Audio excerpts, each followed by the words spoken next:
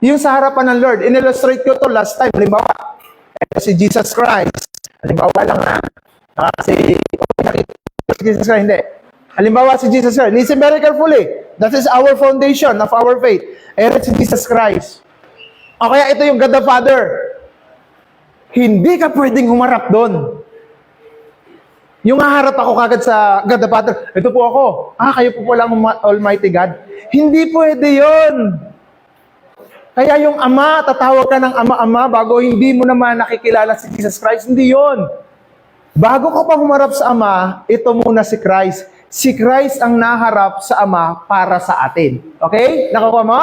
Kasi si Jesus Christ ang ipinako, namatay at nagbata ng lahat ng ating mga kasalanan. Hindi pwedeng, diyan ka na Christ, tao ko lang, pupunta ako dito sa Ama. Hindi pwede yon. Malinaw po yung John 14:6, ha? Sabi ni Jesus Christ, ako ang daan, ang katotohanan at ang buhay. Walang makapunta kanino. Anak, paki-flash nga para malinaw. Ang kaso sarado yung ating TV. Walang makakapunta sa Ama without Christ. Kaya pakaisipin yung mabuti yon sa buhay natin. Sabi niya dyan, Jesus said unto him, I am the way, the truth, and the life. No man, sabi dyan, no man comes unto the Father's by me. Kaya napakaliwanag nito. Kaya sabi niya dito, pinili tayo ng Ama dahil sa pakikipag-isa natin kay Kristo. Remember this word. Pinili tayo ng Ama dahil nakipag-isa tayo kanino? Malinaw po yan, ha? Huwag na huwag niyong kakalimutan yan. Kaya pag may mga pumasok sa inyong mga at iba ang doktrina, medyo mag-iisip-isip kayo ng konti. Okay?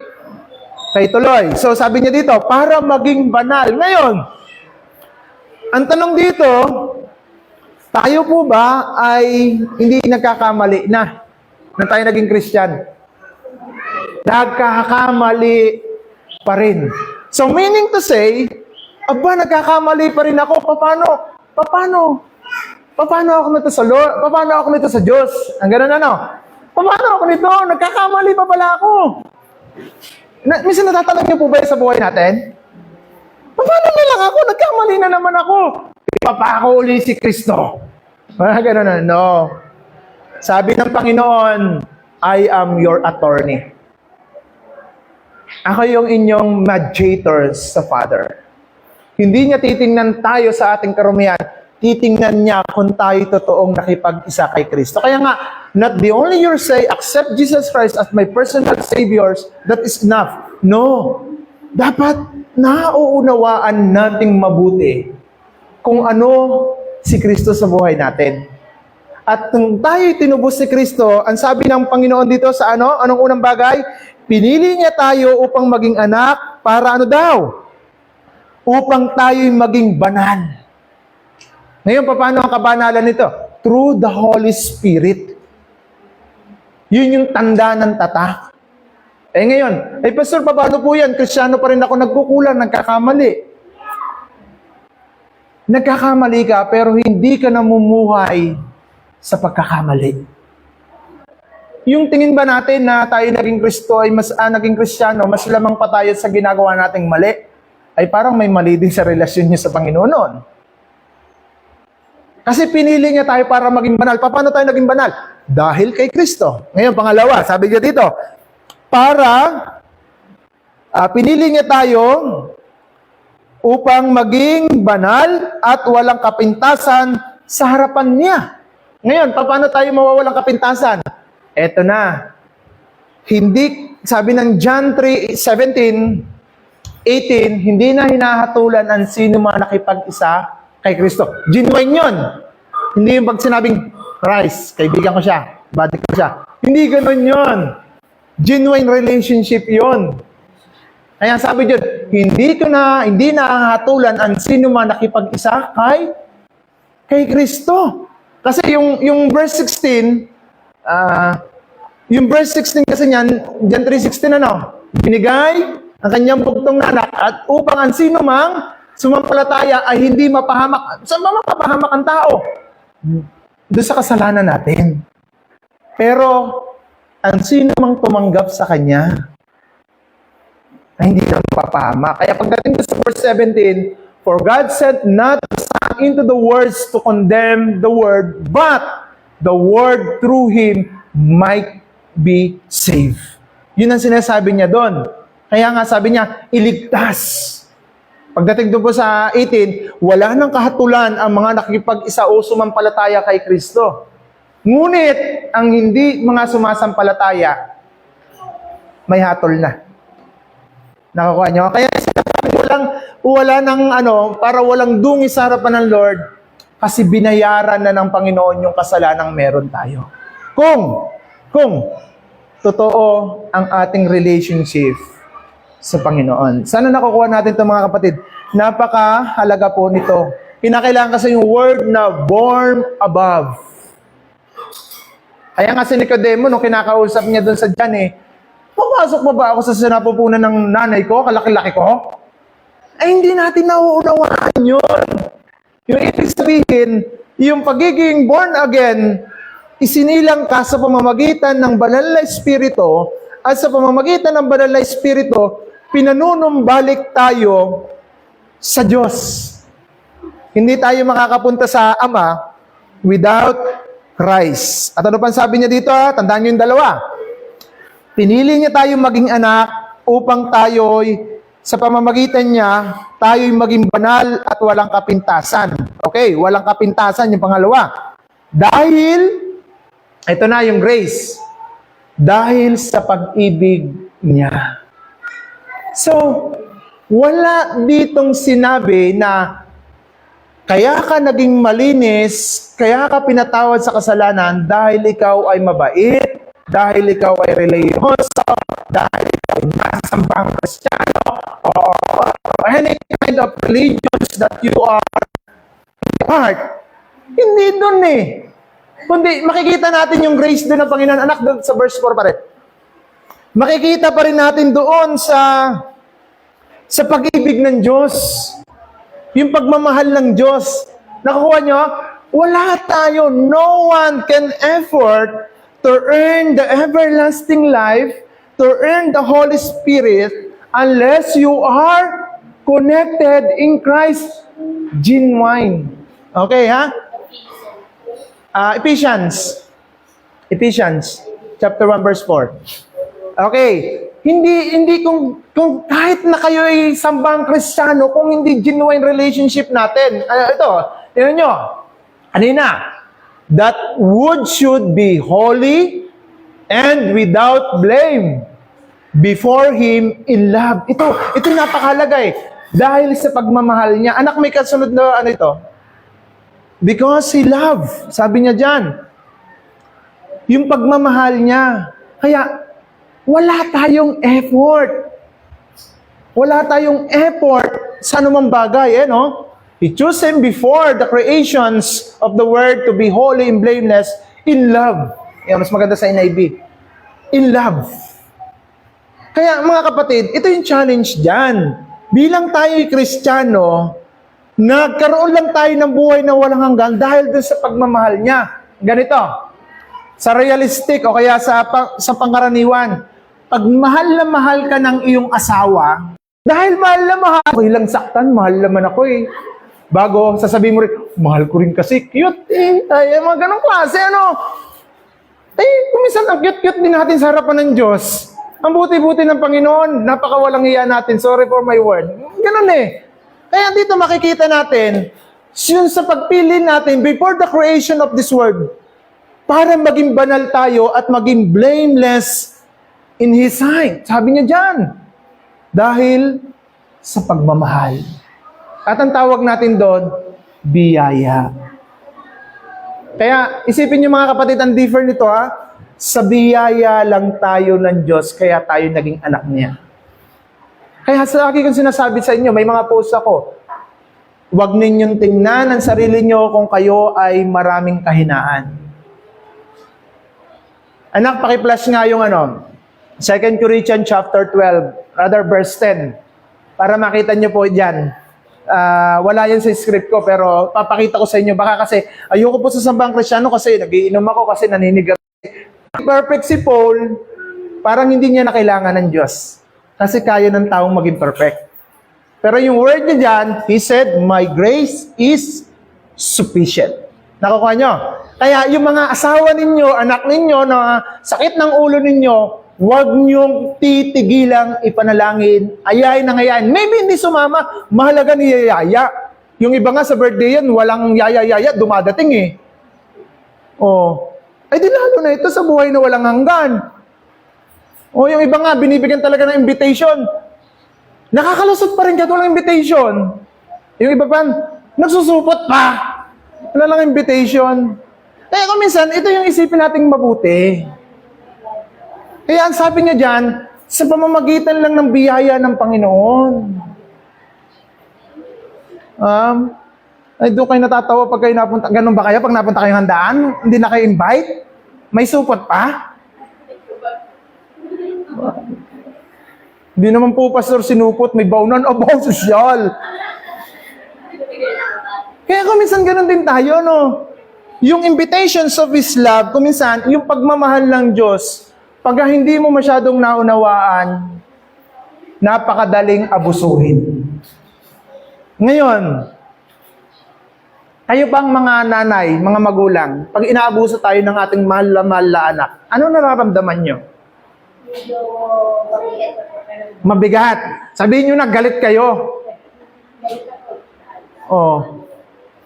Ano kaya nararamdaman ng Diyos na binigyan ko na nga ito ng biyaya na buhay na walang hanggan, tinuturuan ko na, nandiyan na nga ang Bible bago wala pa lang sa kanila?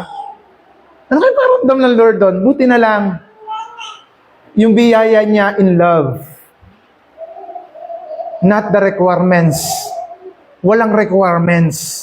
Kaya tayo naman mga kapatid, may kunting maya din tayo sa Lord, no? Unawain nating mabuti. Nagkaroon tayo ng relation sa Kanya. Why? That because in love. Kaya kayo minsan sa mga kasama niya sa buhay, nagsasuffer kayo that because you're always in love.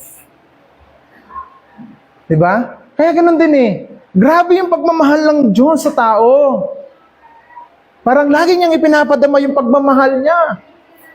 Kaya masakit isipin, ano, yung ikaw na yung nagmamahal, ikaw pa yung sinasaktan. Oh, di ba? Nakaka-relate kayo. Umayos ka, Anel, wag yan. So, ibig sabihin ko, ganon. Para bagang ang sarap. Bakit ba hindi ko na lang yakapin yung pagmamahal ng Diyos? Bakit kinakailangan ko pa siyang i-offend? Di ba? Bakit kinakailangan ko pa siyang talikuran? O kaya baliwalain? Ano? Are you following, mga kapatid? Bakit kinakailangan ko pang ibaliwalain ng Panginoon? Gayong sobra-sobra niya akong minamahal. Bago kinakalimutan pa si Jesus Christ, pero hindi kinakalimutan ang Ama. Basta sa Ama ako. Barang yun napapanood ko po sa Facebook, ano, nag-away yung mag-asawa. Opo, nag-away talaga sila. Sabi niya, oh, sobra na yung ating relation, very toxic na. Poison na, sabi niya eh. Oh, mga anak, mamili na kayo kung saan kayo sasama. Alam ko, napapanood niyo ito eh. Sabi ng panganay, ako kay mama. Sabi ng panganay. Sabi ng nanay, ito ikang bunso dahil ito ay parang 9 months pa lamang. Eh, ano ito? Custody ng nanay. Ay sabi ng padalwa, ay ako rin kay mama. Sumagot na yung tatay. Sabi ng tatay, ay ganun pala ka, nakapamili na kayo. Basta akin ang nanay. Okay. So, tapos na yung ano. Parang ganun yung ipinapakita ng Lord. Gustong-gusto tayong mahalin niya, pero tayo ba nagre-respond sa pagmamahal ng Panginoon? Nakuha niya, mga kapatid. Kaya sabi niya dito, tayo kanyang pinili upang maging anak sa pamamagitan ni Kristo. Hindi po pwedeng pinili ka ng Ama. Hindi pwede yun. No, ay, ito ang pinili ng Ama. Ay, paano naman ito na kay Kristo? Ah, wala yan, pinili ng Ama. Hindi. Ang sabi niya dito, word by word. Ang sabi niya, God has already decided that through Jesus Christ, He would make us children. Hindi po pwedeng magdesisyon ang isang relihiyon na sila'y magiging anak ng Diyos dahil gusto nila. Kundi ang sabi diyan, magiging anak ka marami pang Hudyo ang nag-aantay sa pagbabalik ni Jesus. Kaya nga nagigera-gera pa ang Israel. They fight to each other, para doon, sa bawat nasyon, naglalaban sila, sa bawat lalawigan, dahil pinag-aawayan pa nila. Hanggang ngayon, nag-aantay pa sila ng Kristo. Ay, awan ko lang ang Kristiyano, kung ano pang inaantay para maging seryoso sa paglilingkod. Kaya nga, every prayer natin, hindi pwedeng, ang pangalalangin na ito ay para kay Yahweh. Hindi kagad papakinggan yun. Ano lagi yung ended ng prayer natin? Pinagkakatiwala at hinihiling namin sa matamis na pangalan nino. Felix Manalo. Ni Kristo. Huwag ganon. Hindi rin ganon. Baka sabihin nyo, sa pangalan ni Pastor Mark, ay nako, impyerno ang pupuntahan nyo. Magkaganon. Kaya remember this word. It's very difficult to understand, but by the grace of the Lord, they often ask a mystery. Hindi mahirap unawain yon. Kaya nga, napakahalaga pag nagbabasa kayo ng Bible, lalo na sa Epistle, ang dulo niyan, benediksyon. Ang umpisa naman niya, pagpupuri sa pangalan ng Panginoon sa Kristo. So, dapat nating makita yung mga ganong bagay. Kaya, mga kapatid, hindi dapat natin ipagwalang bahala yung paglilingkod na meron tayo.